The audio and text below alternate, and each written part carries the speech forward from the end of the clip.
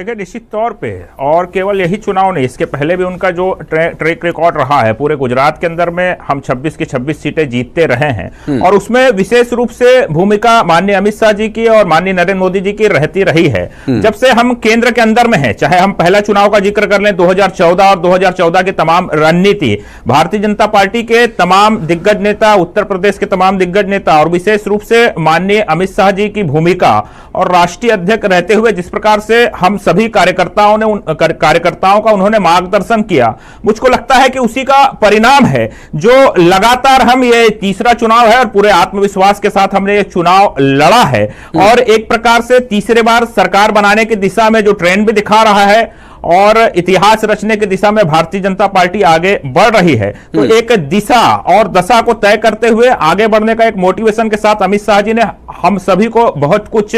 दिया है और जो परिणाम निकल करके आ रहे हैं, जिस प्रकार से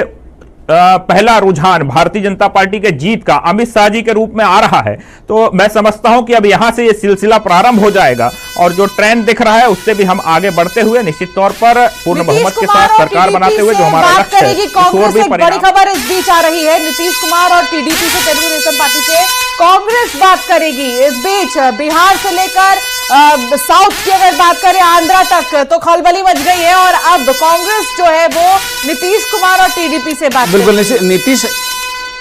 सूत्रों के हवाले से जानकारी है अंशिका, अभी ये और कोई स्पष्ट नहीं है, लेकिन सूत्रों के हवाले से मिल रही जानकारी के बारे में भी अगर बात करें, नीतीश कुमार जो अभी ठीक चुनाव से पहले ये प्रणेता है INDIA के और ये उसके बाद अब जिस तरह की चर्चा चल रही है, वीरेंद्र जी मुझे लगता है कि इस बारे में भी बात करना लाजिमी हो जाता है। नीतीश कुमार जिन्हें कई तरह की संज्ञा दी जा रही, मैं भी वो यहां पर देने की बिल्कुल भी मैं नहीं कोशिश करूंगा, लेकिन टीडीपी जो साउथ में लीड कर रही है और नीतीश कुमार जो अभी इस वक्त बिहार में अच्छी मजबूत स्थिति में दिखाई दे रहे हैं और बीजेपी के साथ वो चले गए, INDIA के प्रणेता वो रहे और एन मौके पर उन्होंने फिर उसका साथ छोड़ दिया। और अब बात करेंगी कांग्रेस के बड़े नेता, सूत्रों से मिल रही है जानकारी, कुछ बड़ा बदलाव देख सकते हैं क्या चौधरी साहब?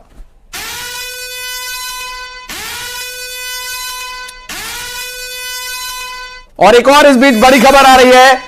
अरुणाचल पश्चिम से किरण रिजिजू की जीत हो गई है। देखिए अंशिका, अब जो रुझान है वो परिणामों में बदलने लगे हैं, अपने मेहमानों के पास भी चलेंगे, लेकिन उससे पहले एक बड़ी खबर अरुणाचल प्रदेश से, अरुणाचल पश्चिम लोकसभा सीट की हम बात कर रहे हैं। केंद्रीय मंत्री किरण रिजिजू की जीत हो गई है और केंद्रीय मंत्री जो उत्तर प्रदेश में 6 केंद्रीय मंत्री पीछे चल रहे हैं, तो कुछ केंद्रीय मंत्रियों की जीत के आंकड़े भी सामने आ गए और स्पष्ट हो चुका है परिणाम। हमने पहले देखा अमित शाह गांधीनगर में जीते और अब किरण रिजिजू भारतीय जनता पार्टी के अरुणाचल पश्चिम लोकसभा सीट से चुनाव जीत गए हैं। नबाम तुकी को उन्होंने कांग्रेस पार्टी के कद्दावर नेता जिन्हें हराया। किरण रिजिजू एक बार फिर से चुनाव जीतकर संसद भेज दिया है जनता जनार्दन ने उन्हें, और यहां एक अच्छा खासा अंतर 97,644 वोटों का किरण रिजिजू के पक्ष में गया है और उन्हें 97,000 वोटों से जीत का यह अंतर दिखाई दे रहा है। 97,644 से एक बड़ा अंतर रहेगा अंशिका। बिल्कुल, और देखिए किरण रिजिजू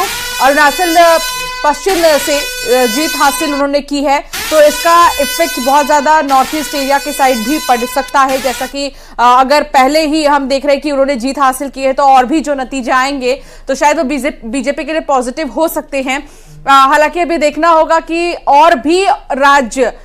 इर्द गिर्द अरुणाचल के वहां पर क्या होते हैं नतीजे, लेकिन उससे भी शॉकिंग, जैसा कि हम बोल रहे थे कि बातचीत का जो सिलसिला है वो हर कोई इधर से उधर कर ही रहा है। नीतीश कुमार, क्योंकि सूत्रों के हवाले से जानकारी मिल रही है कि नीतीश कुमार से और टीडीपी से कांग्रेस बात कर सकती है, तो ये क्या बातचीत हो सकती है इनके बीच में, किस तरीके से बातचीत चलेगी? बिल्कुल, इंदौर चलेंगे। मिथिलेश हमारे सहयोगी इस वक्त जुड़ गए हमारे साथ। मिथिलेश, आप इस वक्त कहां पर मौजूद हैं और क्या डिटेल्स मिल पा रही है? रुझान अभी एनडीए के पक्ष में जाते दिखाई दे रहे हैं।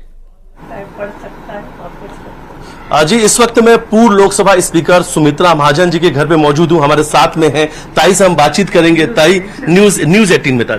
ताई रुझान आने लग गए हैं, धीरे धीरे परिणाम सामने आ रहे हैं, क्या कुछ कहेंगे आप? मैं इतना ही कहूंगी कि हिंदुस्तान का वोटर